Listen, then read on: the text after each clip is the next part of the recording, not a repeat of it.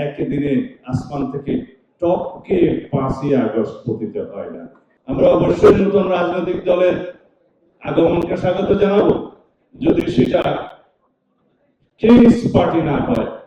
সেই রাজনৈতিক দল যদি সরকারের সাহায্য সহযোগিতা ছাড়া স্বাভাবিকভাবে জন্মগ্রহণ করে, এই দেশের মানুষ সেটা স্বাগতম জানাবে।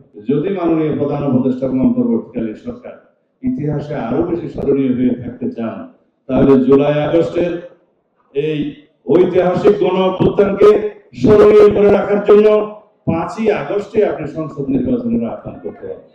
একদিনে আসমান থেকে টপকে 5ই আগস্ট পতিত হয় না। It's a result of continuous, it is a cumulative result of continuous democratic movement and fight. যেখানে বাংলাদেশের প্রত্যেক জনগণকে ফ্যাসিবাদের বিরুদ্ধে একাত্মতা প্রকাশ করতে হয়েছে, সংগ্রাম করতে হয়েছে, আত্মদান করতে হয়েছে, যার ফলে ফ্যাসিবাদের পতন হয়েছে। আমরা জানতাম ফ্যাসিবাদের পতন হবে, কবে হবে, কিভাবে হবে, কত রক্তক্ষয় হবে, সেই হিসাবটা কেবল জানতাম না। এখন ফ্যাসিবাদ বিরোধী জাতীয় ঐক্য যেটা সৃষ্টি হয়েছে, সেই জাতীয় ঐক্যে ফাটল সৃষ্টি হওয়ার মতো কোন পদক্ষেপ আমরা এখন দেখছি যেটা জাতির জন্য কল্যাণ বয়ে আনবে। সব কিছুর বিনিময়ে বাংলাদেশের সবচাইতে জরুরি হলো ফ্যাসিবাদ বিরোধী জাতীয় ঐক্যকে ধরে রাখা।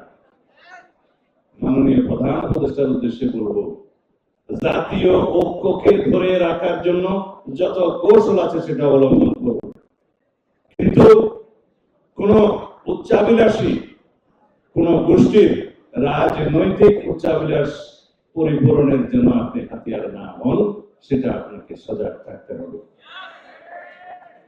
আমরা অবশ্যই নতুন রাজনৈতিক দলের আগমনকে স্বাগত জানাবো, যদি সেটা কিংস পার্টি না হয়।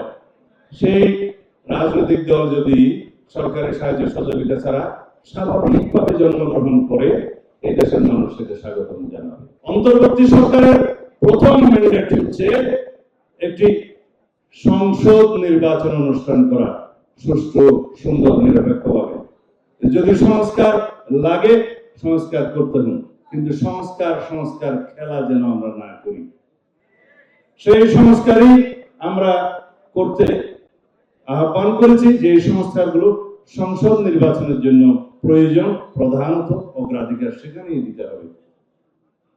নির্বাচন কমিশন গঠিত হয়েছে, ভোটার তালিকা প্রণয়নের কাজ চলমান এবং প্রাতিষ্ঠানিক এবং আইনি সংস্কারের জন্য সমস্ত প্রস্তাব প্রদান করা হয়েছে।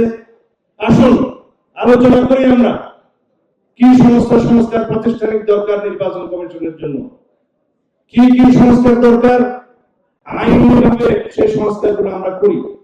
কাগজি আইনি সংস্কারের জন্য সময় লাগার কথা নয়, শুধু মতৈক্য হতে হবে বৃহত্তর অংশীজনের মধ্যে এবং রাজনৈতিক দলগুলোর মধ্যে।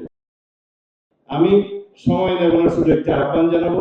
আজকে প্রথমবারের মতো উন্মুক্ত করে দিতে চাই, যদি মাননীয় প্রধান উপদেষ্টা এবং অন্তর্বর্তীকালীন সরকার ইতিহাসে আরো বেশি স্মরণীয় হয়ে থাকতে চান, তাহলে জুলাই আগস্টের এই ঐতিহাসিক গণ অভ্যুত্থানকে স্মরণীয় করে রাখার জন্য 5ই আগস্টে আপনি সংসদ নির্বাচনের আহ্বান করতে হবে।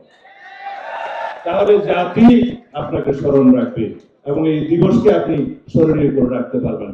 আমরা খুব হিসাব নিকাশ করে দেখেছি 3 থেকে 4 মাসের বেশি প্রস্তুতিতে সময় লাগে।